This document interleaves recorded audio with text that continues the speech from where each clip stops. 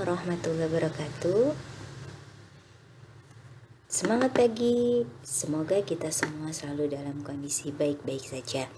Pada kesempatan ini saya akan membahas tentang penggunaan turunan trigonometri. Aplikasi dari turunan trigonometri sendiri itu bisa mencari titik stasioner, nilai maksimum, nilai minimum, fungsi naik dan fungsi turun. Syarat dari stasioner itu sendiri adalah turunan pertamanya sama dengan 0. Misalkan suatu fungsi f(x) dan x sama dengan c memenuhi turunan pertama di titik c itu sendiri sama dengan 0, maka nilai fc adalah merupakan nilai dari stasionernya. Jika diberikan a kurang dari c kurang dari b, artinya a berada di sebelah kirinya c, b sebelah kanannya c, maka jika turunan pertama di sebelah kirinya positif dan turunan pertama di sebelah kanannya c itu negatif, maka akan ada nilai maksimumnya. Nah, sebelah kiri positif, sebelah kanan negatif. Yang positif itu naik, yang negatif itu turun, sehingga ini merupakan FC-nya merupakan nilai maksimumnya. Lalu bagaimana jika turunan pertama di sebelah kiri C itu negatif dan turunan pertama di sebelah kanannya C itu positif, serta turunan keduanya positif, maka memiliki nilai minimum. Negatif, positif. Nah, ini merupakan nilai minimum FC-nya. Lalu bagaimana jika dua-duanya sejenis? Misal sebelah kiri dan kanannya sama-sama positif, atau sebelah kiri dan kanannya si C itu sama-sama negatif, maka stasionernya merupakan titik belok. Nah, yang ini positif-positif dan negatif-negatif. Lalu suatu fungsi dikatakan naik jika turunan pertamanya positif, dan fungsi dikatakan turun jika turunan pertamanya kurang dari 0 atau negatif. Nah, kita langsung ke contoh saja. Misalkan dari suatu fungsi sin 2x dengan x dibatasi 0 derajat sampai 360 derajat. Bagaimana kita bisa mencari stasioner dan lain sebagainya. Nah, langkah pertama adalah kita turunkan terlebih dahulu. Dari fungsi sin 2x, turunan sudutnya adalah 2 dan turunan sinnya adalah cos. Jadi turunan pertamanya adalah 2 cos 2x. Berdasarkan syarat yang stasioner, turunan pertama itu sama dengan 0. Ingat, penyelesaian berikutnya adalah mengingatkan kembali pada bentuk-bentuk penyelesaian persamaan trigonometri. Kita ganti turunan pertamanya tadi 2 cos 2x sama dengan 0. Lalu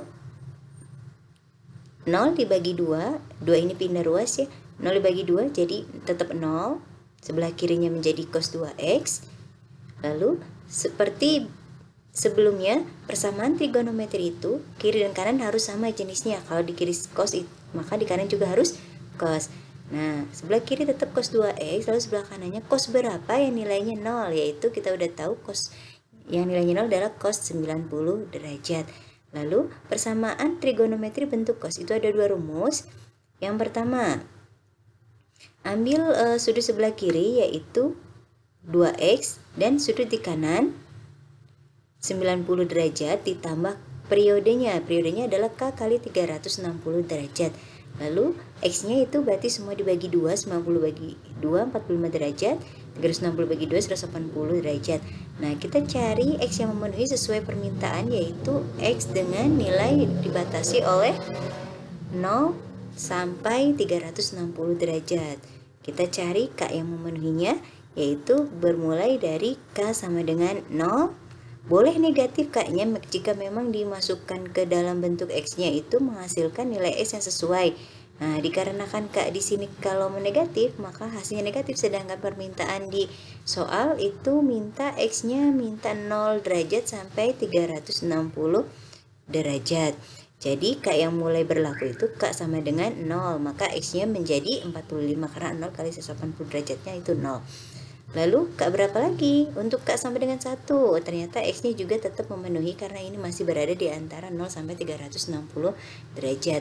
Sedangkan untuk K2 itu sudah tidak memenuhi sehingga tidak perlu ditulis karena untuk K2 itu lebih dari 360 derajat. Lalu rumus yang kedua adalah sudut sebelah kirinya tetap ditulis 2x, sudut di kanannya menjadi negatif. Ini berdasarkan dari sifat kuadran 4 karena cos itu bernilai positif ada di kuadran 1 dan kuadran 4. Ditambah periodenya lagi, kita bagi semua dengan 2 sehingga diperoleh negatif 45 derajat ditambah K kali 180 derajat. Sama seperti tadi, kita cari K berapa sehingga X memenuhi. Nah, ini dimulai dari K sama dengan 1. Karena kalau misalnya 0 itu tidak memenuhi karena hasilnya nanti akan negatif. Jadi kita mulai dari K sama dengan 1, maka X-nya itu menjadi 135 derajat. 1 kali 180 ditambah negatif 45, jadi 130 derajat.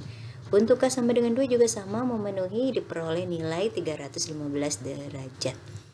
Nah, X yang tadi itu merupakan titik stasioner ya. Titik stasioner pada X tinggal kita urutkan saja, 45 derajat, 135 derajat, 225 derajat, dan 315. Nah, titik-titik ini bisa kita gunakan untuk visualisasi dalam mencari nilai maksimum, nilai minimum, juga fungsi naik dan fungsi turun. Nah, ilustrasi gambarannya seperti ini.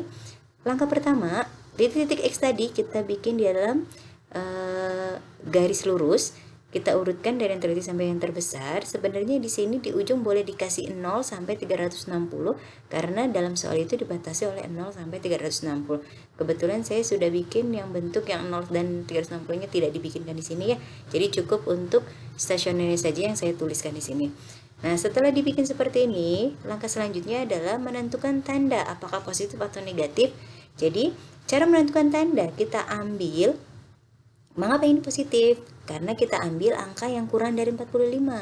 Nah, ambil angka kurang dari 45, lalu kita substitusinya kemana? Ke bentuk turunan pertamanya yang ini.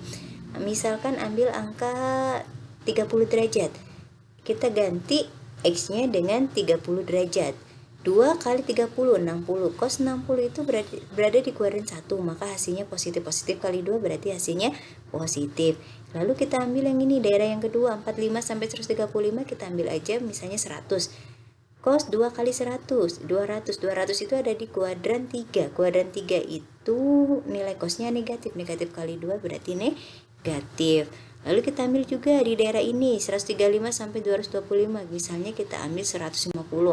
2 kali 150, 300. Cos 300 itu ada di kuadran 4. Kuadran 4 itu cosnya positif. Positif kali 2 itu positif. Begitu juga untuk daerah yang 225, 315 juga setelah 315 ini hasilnya pasti sesuai dengan yang seperti ini.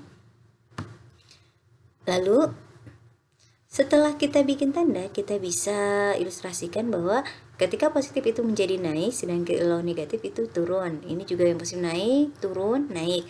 Nah, dari sini kita bisa lihat mana yang minimum, mana yang maksimum.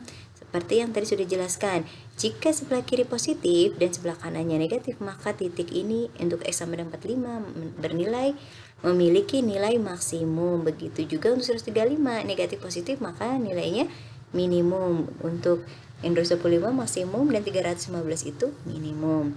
Sehingga dari visualisasi tadi kita bisa menentukan nilai maksimum, yaitu tadi nilai maksimumnya berada pada X sama dengan 45 dan X sama dengan 225. Lalu berapa nilainya? Tinggal kita substitusikan ke bentuk aslinya, ke soalnya. Bukan ke turunannya tapi ke soalnya ya, yaitu Y sama dengan tadi soalnya sin 2X, maka sin 2 saya ambil yang 45 saja, 45 derajat sama dengan sin 90 berarti nilainya 1. Artinya apa? Nilai maksimum dari fungsi Y sama dengan sin 2X itu adalah 1. Ini juga sama aja, kalau misalnya kita pakai yang 225 pasti hasilnya sama aja, yaitu 1. Lalu nilai minimum. Minimum dari visualisasi ini terlihat pada 135 dan 315. Kita salah satunya saja masukkan ke fungsi aslinya, yaitu Y sama dengan sin 2X. Maka hasilnya sin 2 dikali 135, 270 berarti negatif 1. Maka nilai minimumnya adalah negatif 1. Fungsi naik. Tadi sudah dibahas, fungsi naik itu jika daerahnya merupakan daerah positif, maka kita bisa lihat yang positif mana. Berarti ini, ingat ini dibatasi dari soalnya 0 ya, maka dia naik ketika 0 sampai 45 derajat, lalu 135 sampai 225 derajat, dan 315 sampai tadi udah dibatasi dari soal itu 360 derajat. Yang turun berarti pilih yang negatif, berarti 45 derajat sampai 135 derajat dan 225 derajat sampai 315 derajat. Itu fungsi naik dan turun intervalnya ya. Lalu, apakah ada cara lain mencari nilai maksimum atau minimum suatu fungsi trigonometri agar tidak perlu membuat grafiknya. Ya, ada caranya ya. Ini caranya. Pertama, biasanya ada dua tipe. Yang pertama, tipe pertama adalah fungsi trigonometri tersebut merupakan bentuk yang tunggal, ya. Bisa sin atau cos aja. Nah, perlu diingat bahwasanya nilai sin dan cos itu selalu dibatasi oleh negatif 1 dan 1 ya. Paling kecil negatif 1, paling besarnya itu 1, baik sin maupun cos. Maka kita gunakan sifat ini untuk menyelesaikan bentuk fungsi trigonometri yang bersifat tunggal. Lalu bagaimana jika bentuknya campuran, ada bentuk sin dan cosnya? Maka yang perlu kita lakukan adalah mengubah bentuknya menjadi satu fungsi saja, sehingga cara yang pertama tadi bisa kita gunakan untuk menghitung nilai maksimum atau minimumnya. Langsung ke contoh saja. Nah, di sini ada contoh fx 3 sin 2x. Ini di sini terlihat ya, fungsinya tunggal yaitu bentuk sin. Nah, yang kita lakukan adalah kita cek saja satu persatu untuk nilai sinnya yang diambil negatif 1 atau sin yang 1. Nah, di sini misalnya kita ambil yang negatif 1 dulu. Sin 2x sama dengan negatif 1. Maka fx-nya adalah 3 dikali sin 2x. Sin 2x-nya kita ganti dengan negatif 1, maka diperoleh negatif 3.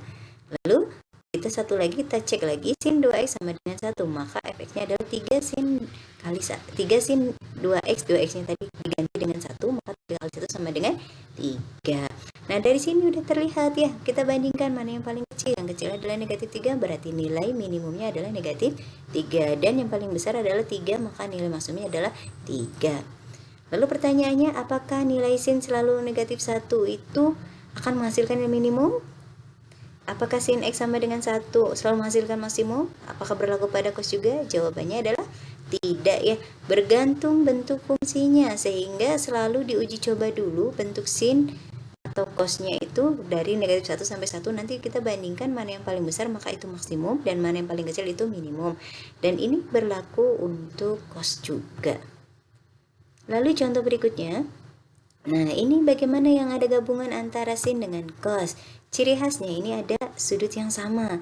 Ketika sudut yang sama, ingat kembali bentuk yang ini ya, A sin X tambah B cos X, maka bisa diubah dalam bentuk tunggal, yaitu menjadi K cos X min alpha. X ini merupakan sudutnya yang ini yang sama tadi ya.